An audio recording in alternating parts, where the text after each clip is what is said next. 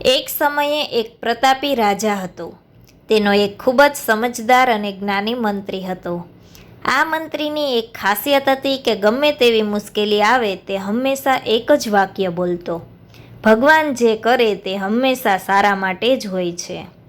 એક દિવસ રાજા તલવારની ધાર સાફ કરી રહ્યો હતો. ત્યારે ભૂલથી તેની આંગળી કપાઈ ગઈ.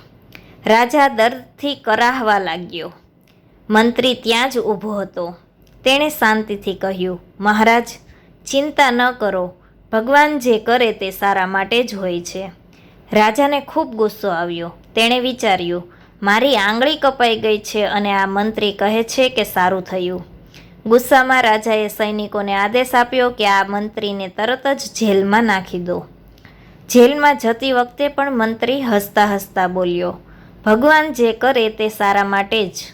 થોડા દિવસો પછી રાજા જંગલમાં શિકાર કરવા ગયો. રસ્તો ભટકી જવાથી તે જંગલની વચ્ચે એકલો પડી ગયો. ત્યાં કેટલાક આદિવાસીઓએ રાજાઓને પકડી લીધો. તેઓ તેમના દેવતાને બલિ ચડાવવા માટે કોઈ માણસની શોધમાં હતા.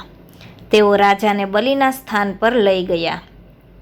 પૂજારીએ રાજાના શરીરની તપાસ કરી તો જોયું કે રાજાની એક આંગળી કપાયેલી હતી. પૂજારી બોલ્યો: આ માણસની બલિ ચડી શકે નહીં, કારણ કે તેનું શરીર ખંડિત છે. જેનું અંગ કપાયેલું હોય તેની બલિ દેવતા સ્વીકારતા નથી. આદિવાસીઓએ રાજાને છોડી દીધો. રાજાને તરત મંત્રીના શબ્દો યાદ આવ્યા. તે દોડતો મહેલમાં ગયો અને મંત્રીને જેલમાંથી બહાર કાઢ્યો. રાજાએ માફી માંગતા કહ્યું: મંત્રીજી, તમારી વાત સાચી હતી. મારી આંગળી કપાઈ એટલે જ મારો જીવ બચ્યો. પણ મને એ સમજાવો કે મેં તમને જેલમાં મોકલ્યા એમાં તમારું શું સારું થયું? મંત્રીએ નમ્રતાથી જવાબ આપ્યો: મહારાજ, જો હું જેલમાં ન હોત તો હું તમારી સાથે શિકાર પર હોત. તમારી આંગળી કપાયેલી હતી એટલે તમને છોડી દીધા હોત, પણ મારું તો કોઈ અંગ કપાયેલું નહોતું, તો તમારી જગ્યાએ મારી બલિ ચડાવી દેત. એટલે મને જેલમાં મોકલ્યો એમાં પણ મારું જ ભલું હતું.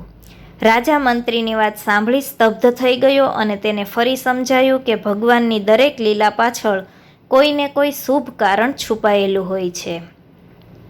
આ વાત પરથી આપણને બોધ મળે છે કે જીવનમાં ગમે તેવી વિપરીત પરિસ્થિતિ આવે, ભગવાન પરનો વિશ્વાસ ડગવો ન જોઈએ. આપણને જે ક્ષણે નુકસાન લાગે છે તે લાંબા ગાળે આપણા ફાયદા માટે પણ હોઈ શકે છે.